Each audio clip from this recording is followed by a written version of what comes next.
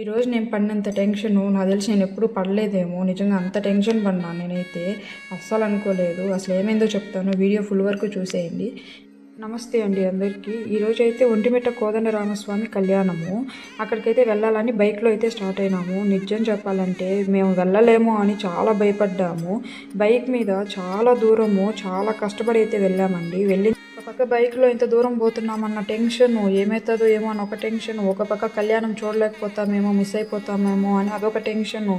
అబ్బా ఎందుకులేండి, నాకైతే ఈరోజు భలే టెన్షన్ అయిపోయింది. మొత్తానికైతే మేము కళ్యాణ మండపానికి అయితే వెళ్ళాము. వెళ్ళిన తర్వాత అక్కడ ఉన్న జనాల్ని చూసి నాకైతే షాక్. నేనైతే వచ్చేటప్పుడు రోడ్లలోనే కదా అంతమంది ఉన్నారు, ఇక్కడ అంత ఉండరని ఎక్స్పెక్ట్ చేశాను, కానీ మరి ఇంతమంది ఉంటారని నేను అసలు ఎక్స్పెక్ట్ చేయలేదు.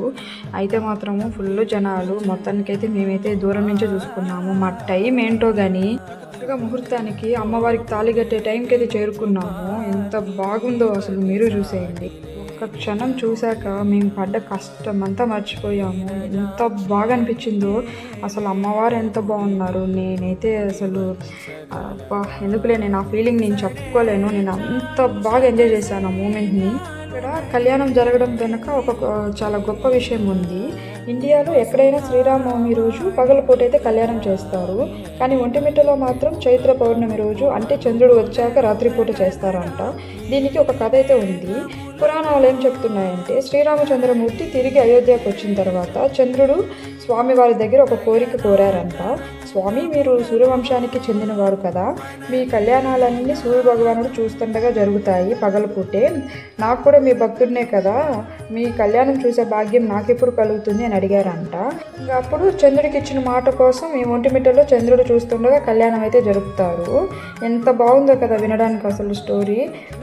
చల్లని వెన్నెల్లో కళ్యాణం జరగడం ఎంత విశేషమో అసలు. నిజంగా చాలా బాగా అనిపిస్తుంది చూసే వాళ్ళకి కూడా. మేము ఆడున్నంతసేపు చంద్రుడిని చూస్తున్నాము, కళ్యాణాన్ని చూస్తున్నాము. అంటే నిండుగా ఉన్నాడు చంద్రుడు, ఎంత బాగున్నాడు. ఇంకా అమ్మవారి కళ్యాణం చేసేటప్పుడు బ్యాక్గ్రౌండ్లో సాంగ్స్ పెట్టారు, అక్కడ భజనలు అలాంటివి. నిజంగా ఆ సాంగ్స్ వినేటప్పుడు ఇలా కళ్యాణం చూస్తూ ఉంటే భలే అనిపించింది. అలాగే మంత్రాలు, అబ్బా నిజంగా ఒక డివైన్ అసలు. ఆ వైబ్స్ అంతా అక్కడ అంత బాగున్నాయి. మొత్తానికైతే కళ్యాణం అయితే మేము చాలా బాగా ఎంజాయ్ చేసినాము. అలాగే జనాల్ని కూడా. ఓకే, అదొక హ్యాపీ. ఇంకొకటి ఏంటంటే, మాకు అసలు ముత్యాలు దొరకలేదు, ప్రసాదాలు దొరకలేదు. మేము అదే నవ్వుకున్నాము, ఎందుకంటే లేటుగా వచ్చినాం కాబట్టి మనకేం దొరకలేదు. అట్లీస్ట్ ఒక వాటర్ బాటిల్ కూడా దొరకలేదు మాకైతే. చంద్రబాబు నాయుడు గారు అయితే స్పీచ్ ఇచ్చేసి వెళ్ళిపోయారు. వెళ్ళిన తర్వాత ఇంకా స్వామివారిని పల్లకిలో తీసుకొని వస్తూ ఉన్నారు. అది అప్పటికి జనాలు ఎక్కువ ఉన్నారు. అప్పుడు కొంతమంది క్లియర్ అయినారు, కొంతమంది ఉన్నారు. అయితే స్వామివారు వచ్చేటప్పుడు ఆ వైభవం ఉంది, ఎంత బాగుందంటే మీరు చూసేయండి. నేను ఎప్పుడు చూడలేదు ఈ విధంగా. నేను ఇది సెకండ్ టైం ఒంటిమిట్ట కళ్యాణానికి రావడము. అబ్బా ఎంతో బాగున్నారంటే అమ్మవారు, స్వామి. నా కళ్ళు నిజంగా సరిపోలేదండి. ఎంత చూసినా తక్కువే అనిపించింది నా కళ్ళకి. ఇంకా చూడాలని. కానీ మనమైనా ఏం చేస్తాము, ఇంకా తోసుకొని చేయలేము కదా, చూడలేము కదా. ఇంకా దూరం నుంచే చూసుకున్నాను. ఇంకా ఫోన్లో జూమ్ చేసుకొని అట్లాగానే నేను చూసుకునేది దేవుడిని అయితే. ఇంకా మళ్ళీ దేవుడు ఎమ్మిడితో మేము పోయి బయట కూడా చూసుకున్నాము.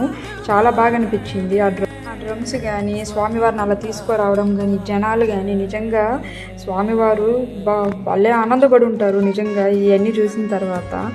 ఇంకా మేమైతే దర్శనానికి వెళ్ళిపోయినాము. ఇంత దూరం వచ్చే స్వామిని చూడకుండా ఎట్లా అని చెప్పి.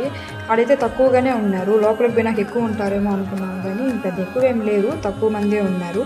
కానీ ప్రాబ్లం ఏంటంటే, అంటే లాస్ట్ టైం వచ్చినప్పుడు లోపలికి వెళ్ళినాము, కానీ ఇప్పుడు ఏంటంటే ఆ ఎంట్రన్స్ నుంచి అట్టే చూసుకుంటూ పంపించేసినారు. అంటే వాళ్ళు కూడా రష్ ఎక్కువ అవుతారు కదా, అందుకే లోపలికి పంపించలేదేమో. సరే అని మేము ఆ రోజు డేలో చూసాం, కానీ ఈ నైట్లో ఈ ఫ్లవర్స్ డెకరేషను, ఈ లైటింగ్స్కి భలే కలగా ఉనింది. అంటే సూపర్గా ఉనింది అయితే చూసేదానికి. ఆడ ఎంతసేపు తిరిగినా ఇంకా తిరగాలనిపిస్తుంది, అంత బాగుంది ఆ లైటింగ్స్లో. ఈ ఒంటిమిట్ట గుడిని అయితే ఏకశిలా నగరం అని కూడా అంటారంట. ఇక్కడ హనుమాన్ స్వామి వచ్చేసి విగ్రహం గుడి లోపలికి ఉండదు, అదొక రహస్యం అన్నమాట ఇక్కడ. ఈరోజైతే నాకు దక్కిన ఈ భాగ్యం కానీ, ఈ దర్శనం కానీ, అబ్బాయి కళ్యాణ టైంలో కరెక్ట్గా చేరుకోవడం కానీ భలే అనిపించింది. స్వామివారి అనుగ్రహం ఉంది కాబట్టి ఆ టైంకి కరెక్ట్గా వెళ్ళగలిగినాం అనిపించింది. నేనైతే అలాంటివి గట్టిగా నమ్ముతాను. అంతా ఓకే, బట్ ఒక్క డిసప్పాయింట్. అంటే ఒక్క ముత్యం ఒకరికన్నా దొరుకుతుంది అనుకున్నాము. మేమైతే 6 మెంబర్స్ వెళ్ళాము. ఒక్కటన్నా దొరుకుతుంది అనుకున్నాం, కానీ మాకు పోయిందానికి ఒక ప్రసాదం దొరకలేదు, ఏమీ దొరకలేదు. సరే పర్వాలేదు, స్వామిని చూసుకున్నాము, అదే 100 ఏళ్ళు అనుకున్నాను. అంటే చాలా హ్యాపీ అదొకటి. ఇంకా రిటర్న్ వెళ్ళేటప్పుడు చెట్లకు కూడా లైటింగ్స్ పెట్టినారు. అబ్బా ఎంత బాగున్నాయో అండి. మొత్తానికి ఓపుకున్నంతసేపు అన్నీ తిరిగేసి స్వామివారిని చూసుకొని దర్శనం కూడా కంప్లీట్ చేసుకొని ఇంకైతే రిటర్న్ వెళ్ళిపోయినాము. రిటర్న్ వెళ్ళేటప్పుడు ఇంకేం తినలేదు కాబట్టి ఐస్ క్రీము అవి ఇవి కొంచెం తీసుకొని తినేసి అయితే వెళ్ళాము. ఇంకా పార్కింగ్ ప్లేస్ మాకు చాలా లాంగ్లో ఇచ్చారు. ఇంక అక్కడి నుంచి బండ్లు వేసుకొని వస్తాయని మా తమ్ముళ్ళు పోతే ఇంక మేము రోడ్లో నడుచుకుంటూ పోయినాము. నిజంగా స్వామివారు ఎంత బాగున్నారు, నిజంగా చూసేదానికి 2 కళ్ళే సరిపోలేదు. బట్ నా జన్మ ధన్యమైంది అనుకుంటా. నేను ఇప్పుడు ఇంతసేపు ఉండలేదు, బట్ ఆ వాళ్ళ కారణంగా కొంచెం ఎక్కువసేపు ఉండగలిగినాను. సో చాలా హ్యాపీ అనిపించింది. వాళ్ళకు కూడా చాలా థ్యాంక్స్ చెప్పుకోవాలి. నా కోసం పాపం అందరూ వచ్చారు. లేట్ అవుతుందని ఇంటికైతే రిటర్న్ అయిపోయినాము. ఇలాంటి మరిన్ని వీడియోస్తో మళ్ళీ కలుస్తామండి. వీడియో నచ్చితే లైక్ చేసి ఫాలో చేయండి. అలాగే నా ఛానల్ని సబ్స్క్రైబ్ చేసుకోండి. బాయ్ అండి అందరికీ.